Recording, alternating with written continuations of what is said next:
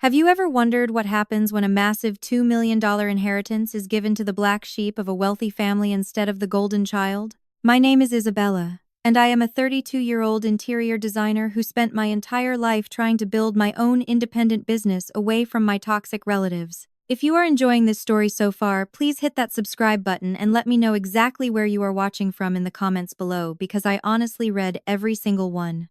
Now let me take you back to how a single, unexpected phone call from my grandmother completely destroyed my family and exposed their true colors. It all started on a quiet Tuesday evening. I was sitting alone in my small, rented studio apartment eating cold takeout and meticulously reviewing some kitchen blueprints for a new client. Suddenly, my phone lit up with a call from my grandmother, Eleanor. Eleanor is a sharp and incredibly formidable 78-year-old woman who spent over 3 decades working as a highly respected professor at Harvard Law School. She has always been a woman who never wasted her words, so when she firmly told me to sit down and listen carefully, I immediately dropped my blueprints and gave her my full attention. In her steady and commanding voice, she informed me that she was officially updating her legal will. She calmly stated that she had decided to leave me her luxurious seaport penthouse. This was a massive, breathtaking waterfront property currently valued at over $2 million. I was completely stunned and sat there in absolute silence, trying to process the heavy weight of her words. When I finally found my voice, I asked her why she was specifically choosing me over the rest of our elite, wealthy family. I did not ask because I was ungrateful, but because I genuinely did not understand her surprising decision. Her reasoning was profoundly simple and absolutely heartbreaking. She quietly told me that I was the only family member who consistently visited her every single Sunday for the past 10 years. She pointed out that while my status-obsessed mother Veronica only sent obligatory corporate holiday cards and my spoiled sister Mia ignored her entirely, I always made the effort to show up. My grandmother warmly noted that I always brought her favorite fresh tulips and genuinely kept her company even when she had nothing interesting to say. Hearing her say those emotional words made heavy tears well up in my eyes. She explained that her trusted longtime attorney, Morgan Webb, was finalizing all the legal paperwork that exact same month. Then the tone of her voice grew very serious and cold. She explicitly warned me that my mother Veronica would be absolutely furious when she inevitably found out about the massive inheritance. My grandmother knew exactly how greedy and controlling her own daughter was.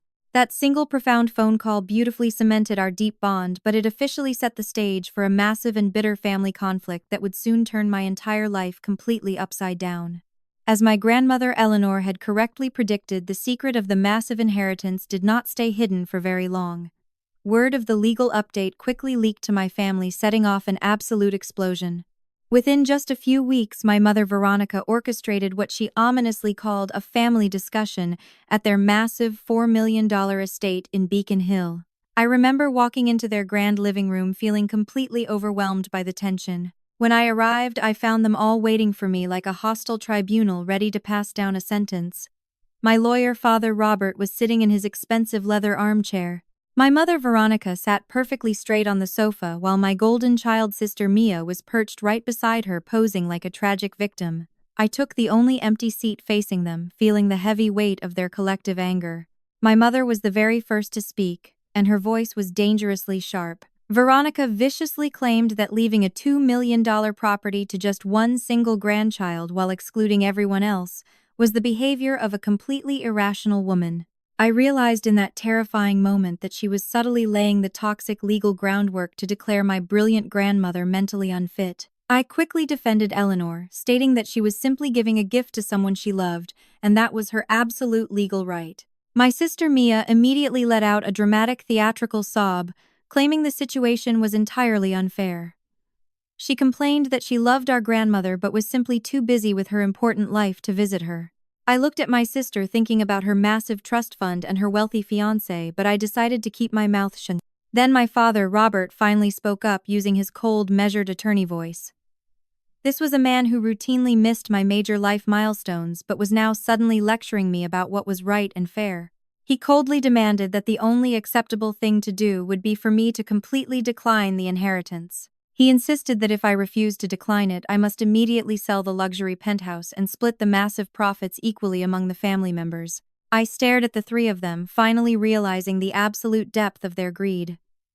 I boldly refused to back down from their aggressive intimidation. I firmly stated that I would not decline the inheritance and I absolutely would not sell the property. I reminded them that it was the right of my grandmother to leave her home to whomever she wanted and they needed to accept it. The temperature in the lavish room went entirely cold. The fake smile completely vanished from the face of my mother. Veronica looked dead into my eyes and maliciously promised me that there would be severe consequences for my supposed selfishness. Following that terrifying family tribunal where I boldly refused to surrender the luxury penthouse, the severe consequences my mother promised arrived swiftly and brutally.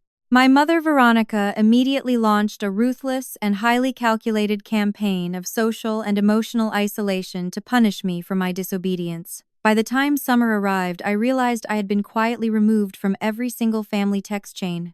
I was completely cut off from the people who were supposed to love me.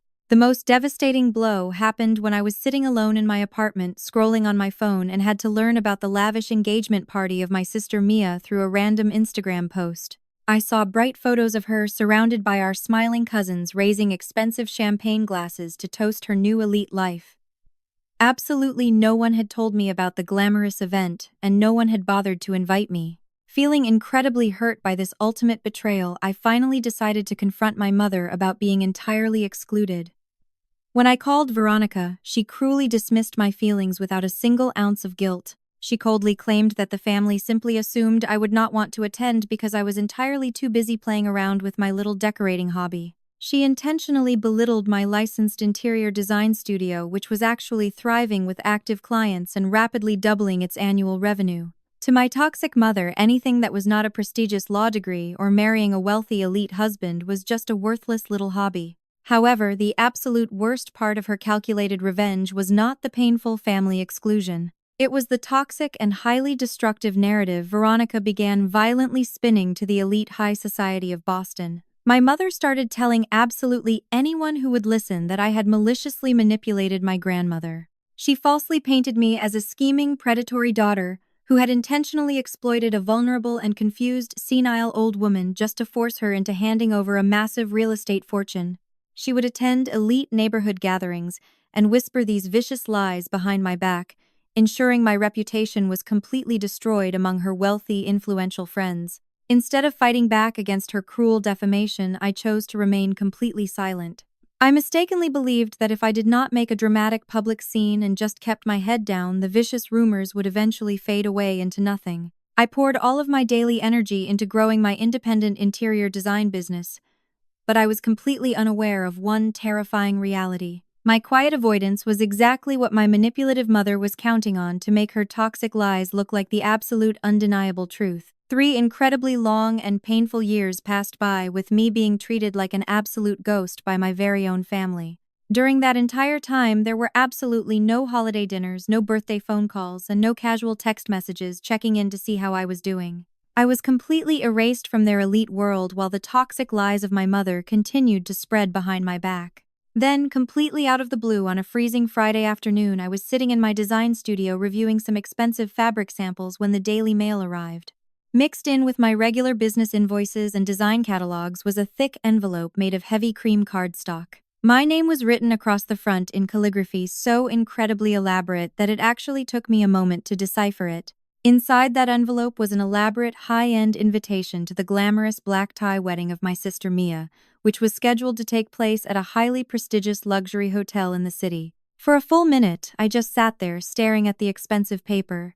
After 3 years of complete toxic silence, they were suddenly inviting me to the most important family event of the decade. That very same evening, my phone rang and I was absolutely shocked to see the name of my mother flashing on the screen. When I cautiously answered the call, Veronica spoke with a deceptively warm and affectionate tone that I had not heard since before the massive inheritance news broke. She asked if I had received the wedding invitation and enthusiastically claimed that this grand event was a beautiful opportunity for our fractured family to finally heal and unite. She paused meaningfully and told me it was the perfect time to show everyone in high society that we were moving forward with love. However, that sweet, loving facade quickly shattered into a million pieces when Veronica finally revealed her true manipulative motive for the unexpected phone call. She smoothly transitioned the conversation and aggressively demanded that I bring the legal transfer documents directly to the wedding reception. She wanted me to officially sign over the $2 million luxury penthouse to Mia and her wealthy fiancé Thomas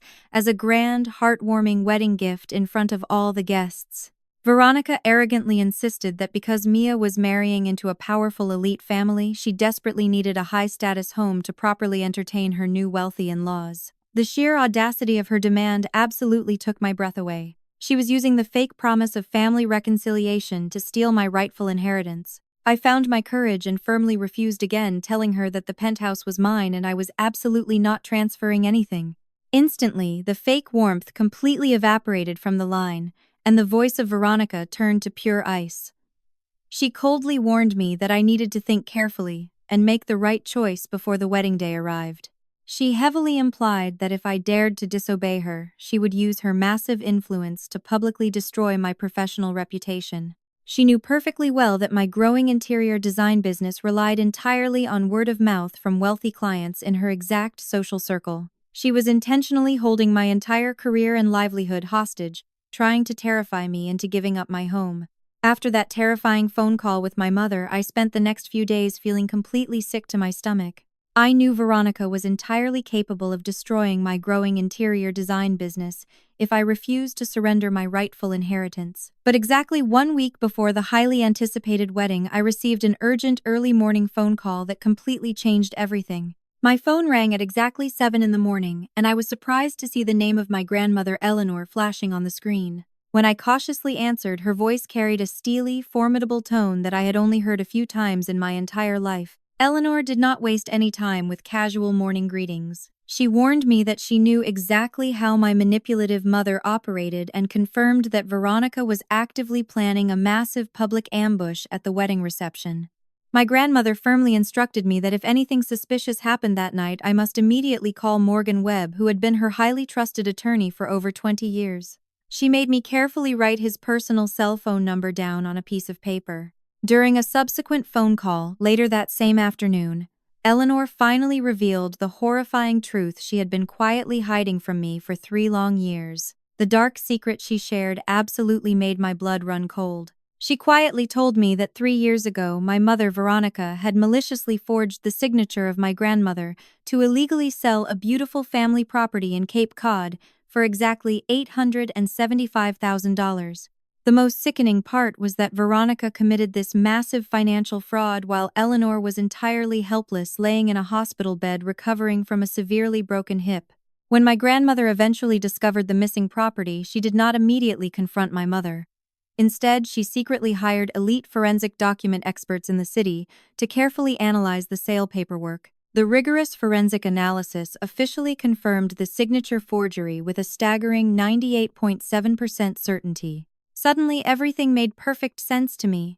3 years ago, Eleanor had abruptly moved into a highly expensive luxury senior living facility. She had previously claimed she just wanted some peace and quiet away from the ongoing family drama. But the terrifying reality was that she moved into that highly secure facility to physically protect herself from her very own greedy daughter. Eleanor knew she could not trust Veronica, and she could not officially prove the massive fraud without completely destroying our entire family legacy. So my brilliant grandmother deliberately removed herself from the dangerous situation and patiently waited in the shadows. She had spent the last 3 years quietly building an unbreakable legal case, just waiting for the absolute perfect moment to completely strike back and expose the true criminal nature of my mother to the entire world. Armed with the terrifying knowledge of the massive fraud my mother had committed, I finally arrived at the glamorous wedding reception later that evening. On the evening of the wedding, I walked through the heavy gilded doors of the luxurious venue, feeling exactly like I was stepping directly into hostile enemy territory. The breathtaking ballroom was absolutely packed with 127 elite guests. I looked around the lavish room and immediately recognized powerful federal judges, influential corporate lawyers, and wealthy investment bankers. This was the exact high society audience my mother Veronica had spent decades meticulously trying to impress and manipulate. I wore a simple navy blue dress, knowing that every single person in that room was actively judging me. Almost immediately upon arriving, I was confronted by my sister Mia, who appeared in a massive cloud of expensive white silk and sparkling crystals. She gave me a totally fake hug that felt more like a quick networking embrace before leaning in and arrogantly demanding the legal transfer documents for the luxury penthouse. Her incredibly casual demand proved that our toxic family fully expected me to cowardly submit to their aggressive demands. They truly believed that the fake reconciliation phone call was all it would take to make me surrender my rightful inheritance. I stood my ground and looked directly into the cold eyes of my sister. I firmly told her that there were absolutely no legal transfer documents because my apartment was never up for discussion. Mia looked at me with pure fury and warned me that our mother was going to handle my stubbornness later that night. After she stormed off, I was left completely alone to face the intense and highly judgmental stares of the elite guests. Many of these wealthy attendees had been fed the toxic lies of Veronica for 3 long years. A woman I recognized from the local country club even approached me to casually ask when I would be handing the property over to my sister. The high society attendees genuinely believed the vicious rumors that I was merely a temporary custodian holding the property until the family decided what to do with it. Every single whisper and cold stare proved exactly how deeply Veronica had prepared this massive psychological battlefield. She had spent years laying the toxic groundwork to ensure that if I refused to give up the penthouse, I would look like an ungrateful villain in front of the most powerful people in the entire city. I realized my mother fully intended to publicly collect on all those vicious lies tonight, but I took a deep breath knowing my brilliant grandmother had a secret plan. I stood near the back of the breathtaking ballroom, trying to calm my racing heart and simply waiting for the inevitable moment my manipulative mother would finally make her move. Dinner had been completely served and cleared away by the catering staff. Various polite toasts had already been made by the wealthy in-laws and the glowing bridal party. I was quietly sitting at a small table near the very back of the room with a few distant relatives, hoping I could somehow just remain invisible for the rest of the night. But my mother Veronica had entirely different plans for me. The true depth of her calculated cruelty was fully unleashed right after the main dinner reception concluded. The sharp sound of metal clinking loudly against a crystal champagne flute instantly cut through the polite chatter of the room. My mother stood proudly at the lavish head table holding a microphone in her manicured hand. She looked absolutely radiant, playing the flawless role of a loving and generous matriarch for her high society audience. Commanding the complete attention of the 127 influential guests, she began to deliver a highly practiced speech. She spoke smoothly about beautiful family traditions and the importance of making deep personal sacrifices for the people we love. She dramatically paused and stated that our family always supports each other. Then the heavy, suffocating trap was finally sprung. With a sickeningly sweet smile, Veronica dramatically called me up to the raised platform. Instantly, 127 pairs of highly judgmental eyes turned directly toward my table in the back. Feeling the immense, crushing pressure of hundreds of elite guests staring at me, I realized I had absolutely no choice but to comply.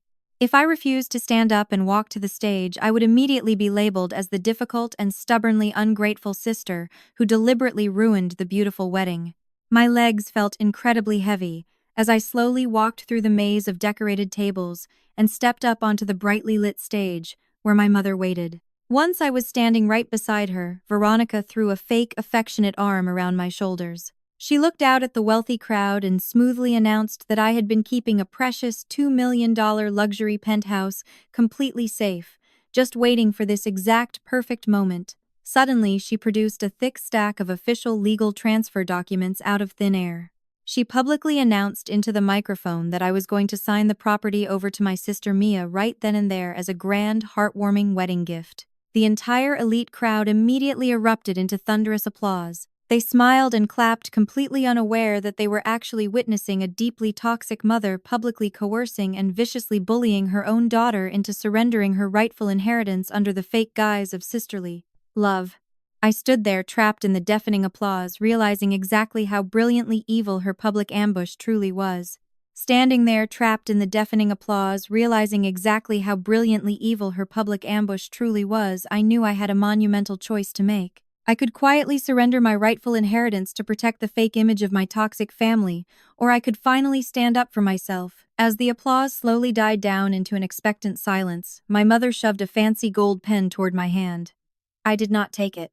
Refusing to be bullied into submission by her calculated theater, I stepped forward and leaned directly into the amplified microphone. My voice was quiet but incredibly firm as it echoed across the massive luxury ballroom. I explicitly stated to the entire crowd that I was absolutely not signing those legal documents. A collective gasp immediately rippled through the 127 elite guests. I looked out at the sea of wealthy faces and bravely declared to the silent room that the luxury penthouse was left specifically to me by my grandmother, and it was never intended for the rest of the family. The elegant illusion of the evening shattered instantly. My sister Mia immediately threw a massive theatrical tantrum right there on the brightly lit stage, stomping her expensive heels and whining loudly about her ruined wedding gift. Seeing her perfect public narrative falling apart, the carefully constructed and elegant composure of my mother completely shattered into pure, unhinged rage. Her face turned a dangerous shade of red as she viciously screamed at me right into the live microphone. She called me an incredibly selfish and ungrateful child who owed everything to her family. I looked at the woman who had intentionally isolated me for 3 long years and fired back the undeniable truth. I firmly told her that she had absolutely no right to demand anything from me because my grandmother Eleanor was the only person who actually raised me and showed me genuine love. That specific truth pushed my mother entirely over the edge. Losing absolutely all of her highly practiced high society grace, Veronica violently lunged forward. She slapped me across the face with such immense force that my head snapped sideways. The physical blow was so hard that my silver earring immediately flew off my ear and bounced loudly across the polished marble floor. The sharp, metallic sound echoed through the room, followed by absolute dead silence. You could hear a pin drop as the powerful judges and wealthy bankers stared in pure, unadulterated horror at the violent assault. My cheek burned with intense pain, but I completely refused to give my mother the satisfaction of seeing me break down in tears. I took a deep breath, slowly bent down, and calmly picked up my silver earring. I stood back up, looked my mother dead in the eyes, and firmly told her to never touch me again.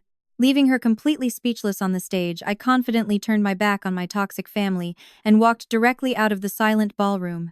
I stepped into the quiet hotel lobby, pulled out my phone, and made one crucial phone call to the trusted attorney Morgan Webb. I sat on a velvet bench in the quiet hotel lobby, gently touching my burning cheek and simply waiting for the inevitable arrival of my grandmother. Exactly 1 hour after the violent physical assault, the heavy brass doors of the hotel swung open and my 78-year-old grandmother Eleanor marched inside.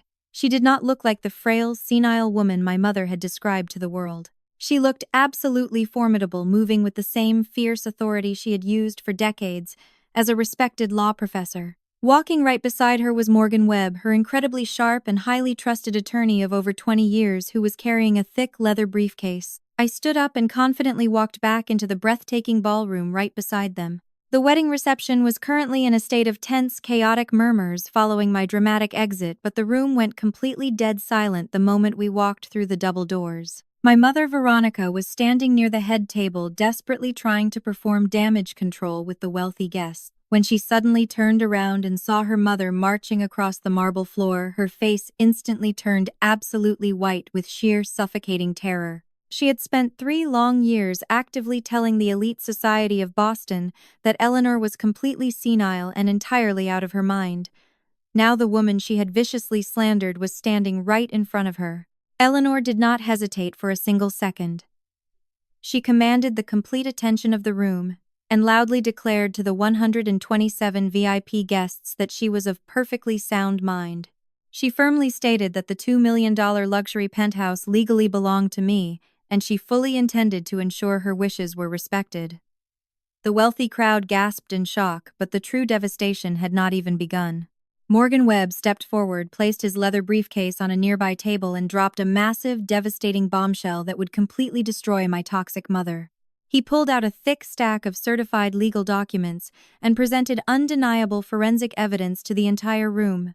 He loudly announced that elite experts had proven with a staggering 98.7% certainty that Veronica had maliciously forged signatures to illegally sell a family property. He exposed how my mother had stolen exactly $875,000 from her own mother, while Eleanor was completely helpless in a hospital bed. Morgan coldly announced that the entire comprehensive file had already been forwarded directly to the office of the district attorney. He explicitly stated that Veronica was now facing up to 5 years in federal prison for blatant fraud and forgery. The elite crowd of powerful judges and influential lawyers watched in pure absolute horror as the perfect glittering high society world of my mother instantly collapsed into dust right before her very eyes. The corporate and social fallout from that explosive night was devastatingly swift and entirely merciless for my toxic mother. Facing an active and highly publicized criminal investigation for her massive financial fraud, Veronica watched her perfect glittering world completely disintegrate. Within just a few days, my cowardly father Robert immediately packed his bags and moved into a luxury hotel, refusing to stand by the wife he had enabled for decades. The elite social exile was absolute. Veronica was humiliatingly disinvited from every single prestigious high society charity board she had spent her entire life desperately climbing. Because of the undeniable forensic evidence presented at the wedding, she also faced a severe ethics inquiry from the Bar Association, permanently destroying her legal career. She was left entirely alone to face the terrifying reality of a federal prison sentence. In incredible contrast to the total destruction of my mother, my own life began to beautifully transform. My dignified and unbreakable composure under that intense public pressure actually earned me the massive respect of the elite guests. The prominent lawyers and wealthy bankers who witnessed the dramatic event realized I was a woman of deep integrity. They completely stopped believing the vicious lies of my mother and actually began hiring me for their own homes. Almost overnight, my independent interior design business absolutely skyrocketed. I was suddenly booking massive commercial projects and high-end residential renovations, proving once and for all that I never needed my toxic family to build a highly successful career. However, the financial success was only one small part of my beautiful new reality. I officially started attending regular therapy to deeply heal from the decades of severe psychological abuse and emotional manipulation I had endured. When my sister Mia and my father Robert eventually tried to reach out to me with fake apologies, I established an unbreakable and firm boundary. I realized they only wanted me back because my business was booming and the reputation of our family was ruined. I firmly shut them down and cut all ties forever. Ultimately, I found profound and genuine peace living my life alongside my loving grandmother Eleanor and a wonderful new partner who respects me entirely. Looking back at my long journey from being a family scapegoat to an independent woman, I realized how far I have truly come. My entire story proves one undeniable truth. True kindness to others must always start with protecting your own boundaries and your own self-respect. You absolutely cannot pour love from an empty cup, and you should never set yourself on fire just to keep toxic family members warm. If you are currently standing in a storm of family manipulation, please remember that your worth is never defined by people who refuse to see it. Thank you so much for watching my journey to ultimate freedom until the very end. If this story of brutal karma and profound healing resonated with you, please hit that like button, share this video with someone who needs it, and subscribe to the channel. Drop a comment below and tell me exactly how you would have handled my manipulative mother, because I honestly read every single one.